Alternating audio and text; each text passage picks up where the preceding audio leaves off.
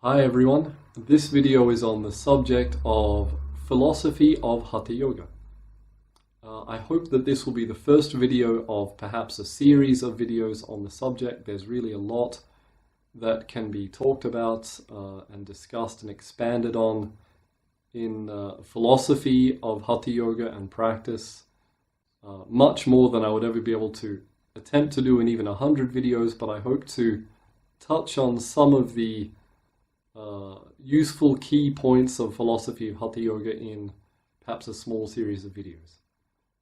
So also one useful thing to know, most of, if not all of the ideas that I'll be talking about in this video and probably the future videos as well, you can find in a book titled Philosophy of Hatha Yoga by Swami Veda Bharati. It's a beautiful little book that talks about some of the essential key ideas of the philosophy of Hatha Yoga. You can find it for sale at a lot of online retailers, so look for that if you're interested in reading more on this subject. So first let's just look at some of the significances of the word Hatha Yoga. Okay. So for people who already watched the first video that I uploaded on philosophy of Ashtanga Yoga from the Yoga Sutras, you'll probably recall in there I mentioned that Hatha Yoga is considered, one level of significance of the word Hatha Yoga is that it's the first four limbs, the first four parts of the Ashtanga system. So Ashtanga Yoga, 8 limbs. Hatha Yoga comprises of the first 4, which are of course Yama, Niyama, Asana, and Pranayama.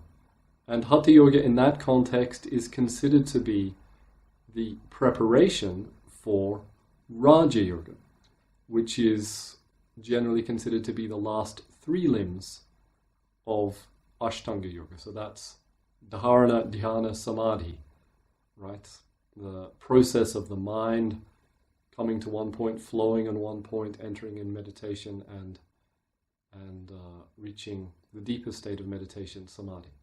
Right, so Hatha Yoga is the necessary preparation to Raja Yoga.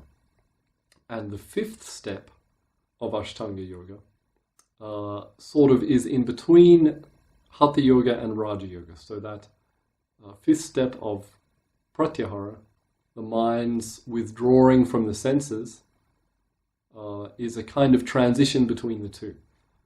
Okay, so Hatha Yoga, in a sense, is a preparation for Raja Yoga, is a preparation for meditation. Now, what does that mean? Well, if you go to one of the most famous texts of Hatha Yoga, which is the Hatha Yoga Pradipika, probably a lot of people have heard of that. Beautiful text, many commentaries on the text and many different translations in many languages. Here I've got a beautiful translation into English with commentary of Jyotsna Brahmananda. It's quite a good text for understanding some of philosophy of Hatha Yoga. If I just go to the 2nd verse in the Hatha Yoga Pradipika, here translated, Svatmarama Yogin, having saluted his guru, teaches the Hatha Vidya solely for the attainment of Raja Yoga. Right. So there it really pretty clearly states that Hatha Yoga is for Raja Yoga and solely for preparation towards attaining Raja Yoga. Right. So what does that mean then? In what way is Hatha Yoga preparing us for the process of Raja Yoga, the process of the mind flowing on one point, entering meditation, and entering finally samadhi? So one of the ways in which Hatha Yoga helps to prepare us for Raja Yoga, to prepare us for that process of meditation, the mind flowing on one point, entering into dhyana, meditation, and finally into samadhi, can be understood by one of the possible translations of the word hatha.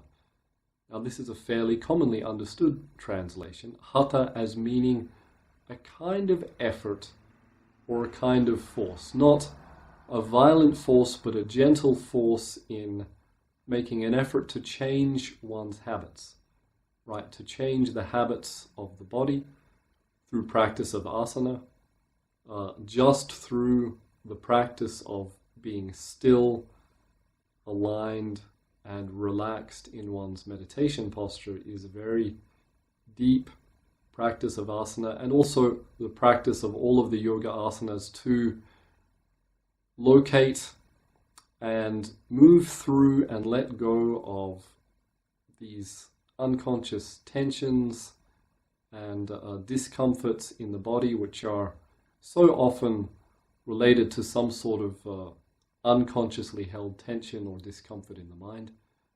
Right, so that process of very gently going through, making an effort to go through those experiences of discomfort and to let go of them from the body, to free the body more and more,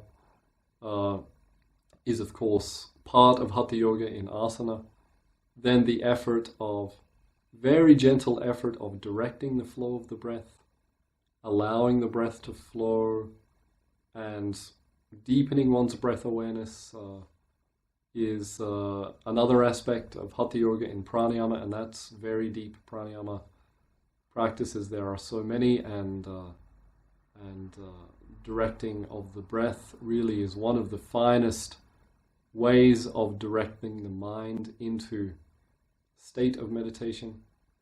And then, of course, the first two limbs of Ashtanga Yoga, the beginning really of Hatha Yoga, yama and niyama, the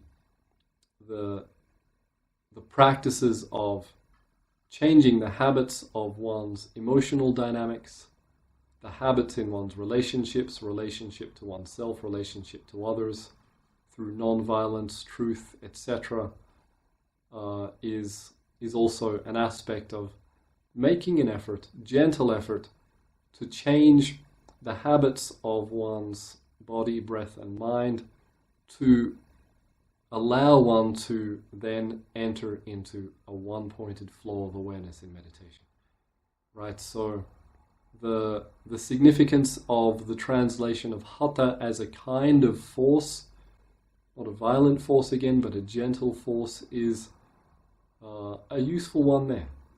Although there are, of course, other levels of significance of that word, other translations. So another level of significance of the word hatha in Hatha Yoga is, rather than force, the yoga. Now, what does yoga mean? One very common translation, good translation, is union or bringing together, uniting. Right? So the union of hatha, ha and ta. So Hatha Yoga means the union of ha and ta. So what's ha and ta? So one translation of ha can literally mean the sun. Interesting. And ta also can literally mean the moon.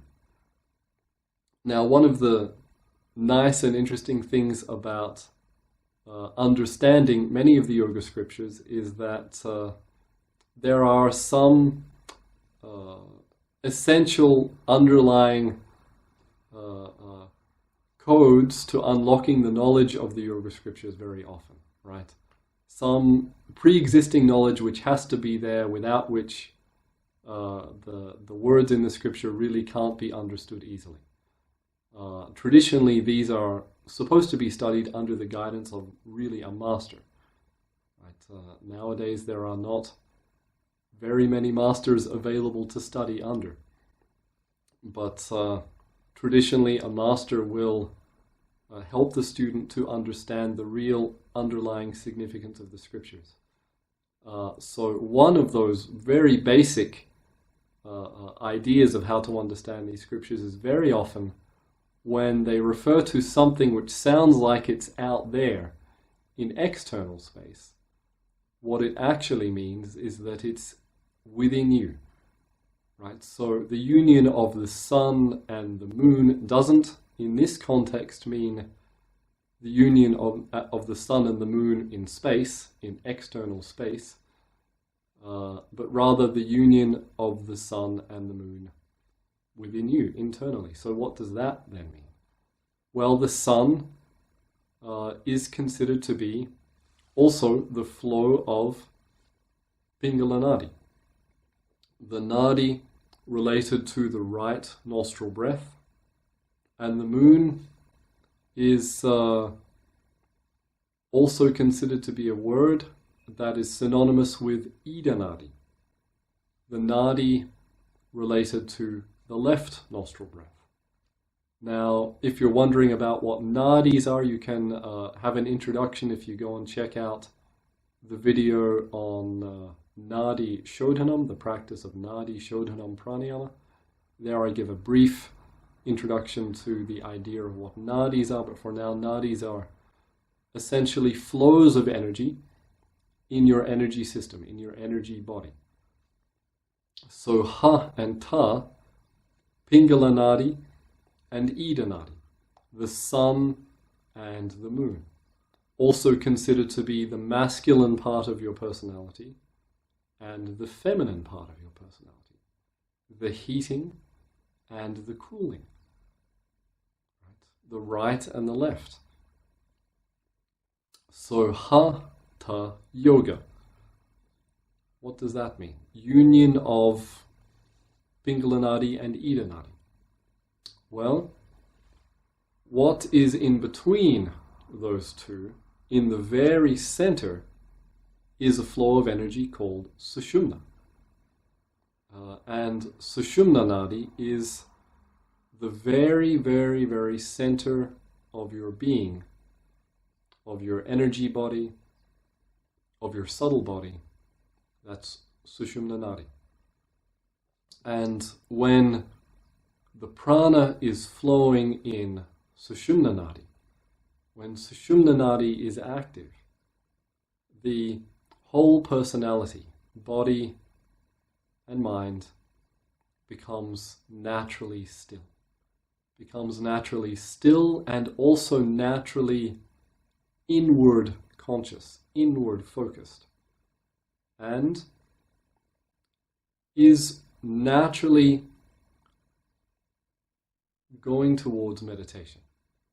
Right? So that process of your mind becoming one-pointed, flowing on a single point of awareness, is a very easy and natural process when that energy of prana is flowing in the center, in Sushumna Nadi. Right? One interesting kind of picture which came to mind one day while I was living in the ashram of my master in India. I was practicing a lot of Hatha Yoga, a lot of Nadi Shodhanam Pranayama and other practices. One day, a certain picture came to mind which was a beautiful understanding, in a sense, of that idea of Hatha Yoga. So I used to go to the market about once a week to buy some fruits and vegetables for the week. And if you go to the market in India, you go to the fruit seller and you pick the fruit you want, or he gives it to you and he'll put it on the scales. And of course the scales have two sides. He'll put the fruit on one side and then he'll put some weights on the other side. And what happens is the scales move. And he puts weights on and he takes them off until he has the exact right amount of weight so that the scales are balanced. And then what happens when they're balanced? They become still, perfectly still. And then you pay and you get your fruit, right? So balance means stillness. And that was just a beautiful image that came to mind one day in my practice of Nadi Shodhana Pranayama. And feeling more and more and more and more still. So in that state where the energy is not any longer shifting and flowing in the right and in the left, just like that scales of the merchant, but rather the energy is getting so balanced that it starts to flow in the very center, you get still. Your body gets still. Your breath gets fine and subtle. So fine and subtle that you start to even wonder if it's flowing at all. Your perception is watching your breath, and your breath is so fine and subtle that it seems to have come into perfect balance. And your mind calms down and gets still to the point where it can flow easily and naturally on one point of awareness. Right? So in a sense, that flow of Sushumna really grammatically is a perfect translation for the word Hatha Yoga, right? The union of Ha and Ta, Pingala and Ida. So Hatha Yoga in that sense really means the flow of energy in Sushumna. It really means that particular state of being, that particular state of the flow of the breath and the flow of the mind. And so in that sense, Hatha Yoga doesn't so much mean a practice. In that sense, Hatha Yoga means a particular experience, a very specific experience from which the process of meditation happens easily and naturally. The process of meditation can be attempted with joy, and the process of meditation will carry you deeper and deeper. Right, so in that sense, when you look at these different levels of significance of the word Hatha Yoga, Hatha Yoga in one sense means a particular state of being, a particular state of the flow of your breath, the flow of prana, and the flow of your mind, in the absolute center, drawing you into deeper and deeper stillness and one-pointedness. And Hatha Yoga also means the process towards that state of being, the practice towards that state of being, the kind of gentle effort that you make with your body, coming into balance, dealing with the different tensions, the different imbalances, the different disturbances, and coming more and more into balance with your breath. Again, allowing your breath to flow and allowing those imbalances, those tensions and irregularities in your breath to let go, so that your breath flows more and more fine and subtle.